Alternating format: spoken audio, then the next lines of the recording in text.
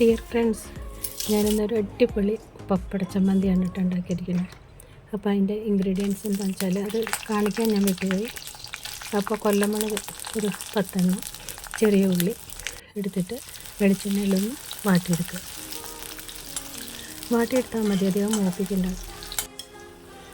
എന്നിട്ടത് മിക്സിയിൽ അരച്ചെടുക്കുക. നന്നായി അരയണ്ട കേട്ടോ. വെളിച്ചെണ്ണ ഒന്ന് കോരി എടുത്തിട്ട് മിക്സിയിൽ നന്നായി അരച്ചെടുക്കുക. ഒന്ന് വാടിയാൽ മാത്രം മതി. കൊല്ലമുളകും ഉള്ളിയും കൂടെ അങ്ങനെ അരച്ചെടുത്തതിന് ശേഷം നന്നായിട്ട് അരയണ്ട. അത് കണ്ടോ, ഇതുപോലെ ഒരു തരിയായിട്ട് അരച്ചെടുക്കുക. അത് കഴിഞ്ഞിട്ട് മാങ്ങ, ഒരു പകുതി മാങ്ങ എടുത്തിട്ടുണ്ട്. പിന്നെ ഒരു 2 കഷ്ണം ചെറിയ ഇഞ്ചി, പിന്നെ തേങ്ങ, ഒരു അരമുറിയോളം തേങ്ങ എടുത്തിട്ടുണ്ട്. അതും കൂടി നന്നായിട്ട് അരയ്ക്കുക. നന്നായി വെണ്ണ പോലെ അരയണ്ട, തരി വേണം. കുറച്ച് ഉപ്പും കൂടി ഇട്ടിട്ട് അരച്ചെടുക്കുക. അരച്ചെടുത്തതിന് ശേഷം കുറച്ച് കറിവേപ്പിലയും കൂടി ഇട്ട് നന്നായി ഉരുട്ടി ഇങ്ങനെ എടുക്കുക. അധികം ഞാൻ വെള്ളം ചേർത്തിട്ടില്ല കേട്ടോ. ആ മാങ്ങയുടെ ഒരു തേങ്ങയുടെയും കൂടി ഉള്ളൊരു വെള്ളമാണത്. നന്നായിട്ട് ഉരുട്ടി എടുത്തതിന് ശേഷം അതിലേക്ക് കുറച്ച് വെളിച്ചെണ്ണ ഒഴിക്കണം.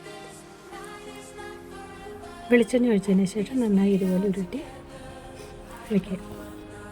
നല്ല ടേസ്റ്റി ആയിട്ടുള്ളൊരു ചമ്മന്തി കേട്ടോ, പപ്പട ചമ്മന്തി. അപ്പോൾ അങ്ങനെ ഉരുട്ടി വെച്ചതിന് ശേഷം നമുക്ക് പപ്പടം കാച്ചാം. ഒരു 4-5 പപ്പടം കാച്ചെടുക്കുക. പപ്പടം നന്നായിട്ട് മൂത്ത് നല്ല ഗോൾഡൻ കളറാവണം പപ്പടത്തിന്. അങ്ങനെ കാച്ചെടുത്തതിന് ശേഷം ഈ ചമ്മന്തിയുടെ കൂടെ നമുക്കിങ്ങനെ പൊടിച്ച് യോജിപ്പിച്ചെടുക്കാം.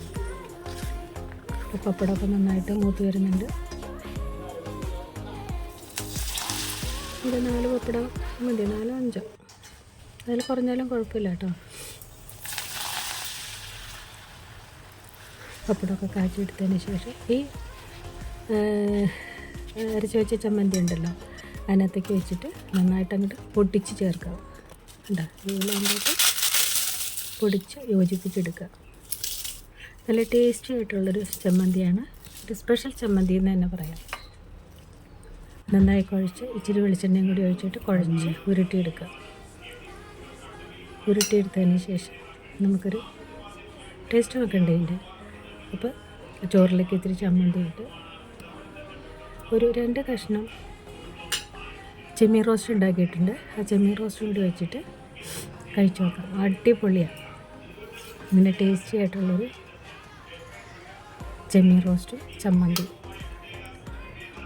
നല്ല ടേസ്റ്റി ആയിട്ടോ. ഇതുപോലെ കുറച്ച് ചമ്മന്തി എടുത്ത് നന്നായിട്ട് കുഴച്ച് ഒരു ചെമ്മീനും കൂടി കൂട്ടി കഴിച്ച് കഴിഞ്ഞാൽ ആഹാ, അടിപൊളിയായിരിക്കും. നല്ല ടേസ്റ്റി ആയിട്ടുള്ളൊരു ചമ്മന്തി അത് കണ്ടോ,